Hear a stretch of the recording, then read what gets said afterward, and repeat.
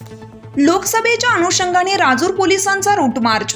लोकसभा निवडणुकीच्या अनुषंगाने Rajur police station हद्दीमध्ये कायदा व सुव्यवस्थेचा प्रश्न निर्माण होऊ नये, कायद्याचा धाक निर्माण व्हावा व येणाऱ्या निवडणुका शांततेत पार पाडाव्यात यासाठी राजूर पोलिसांनी रूट मार्च काढण्यात आला होता।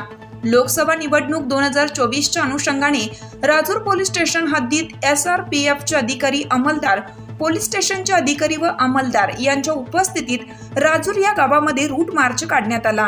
आज रूट मार्चसाठी राजूर पोलीस स्टेशनचे सहाय्यक पोलीस निरीक्षक दीपक सरोदे यांच्या मार्गदर्शनाखाली रूट मार्च काढण्यात आला।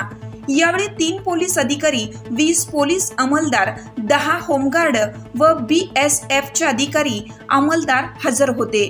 सायंकाळी 5 वाजता पिचड बंगला, महादेव मंदिर, बाजारपेठ, दत्त मंदिर असा रूट मार्च करण्यात आला।